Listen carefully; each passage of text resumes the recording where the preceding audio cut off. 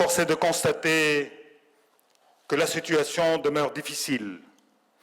Difficile pour nos entreprises, difficile pour nos concitoyens, sur fond de croissance atteinte et d'accès à l'emploi faible. Les inégalités sont devenues insupportables. Les systèmes de redistribution grippés et le fardeau trop lourd pour les classes moyennes et une bipolarisation de la société rampante.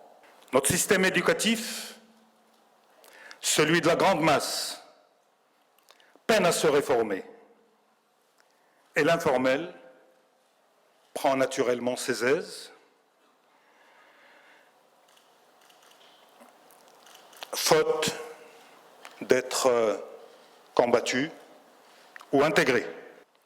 L'intérêt de l'entreprise et celui du pays sont naturellement indissociables. Et nous avons une conviction forte. L'État ne peut plus, à lui seul, garantir le développement de chacun. Malheureusement, force est de constater que le moteur de l'entrepreneuriat marocain est en panne.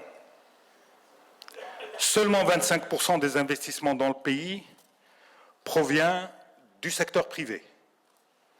Et nous sommes en train de rater le coche de la nouvelle économie et des start-up. Avec un taux de création d'entreprises de 1,7 entreprises formelles pour 1000 habitants. Nous sommes loin, très loin de benchmark. Nous sommes dans une économie de marché. Et une économie de marché ne fonctionne que s'il y a naturellement la réglementation, mais aussi les règles de jeu claires. S'il y a la liberté, et particulièrement la liberté d'entreprendre, c'est cela qui manque à notre pays. Nous sommes et nous avons fait le choix de l'économie de marché. Nous avons fait le choix de l'ouverture. Nous avons fait le choix de libre entreprendre et de libre entreprise. Mais qu'est-ce qui s'est passé ces dernières années pour que ce moteur, cette force qui nous a portés pendant plusieurs années, se trouve aujourd'hui en déperdition? J'espère qu'à toutes ces questions-là, nous allons avoir des interactions franches et des réponses franches.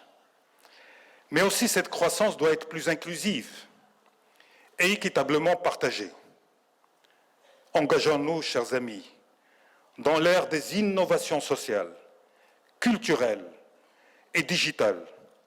Revoyons notre indéboulonnable, je m'excuse d'utiliser ce terme, en présence de partenaires avec qui je sais que nous avons travaillé pour construire le mode opératoire qui garantit d'un côté naturellement les droits et les intérêts des salariés et de l'autre le droit et les intérêts des entrepreneurs.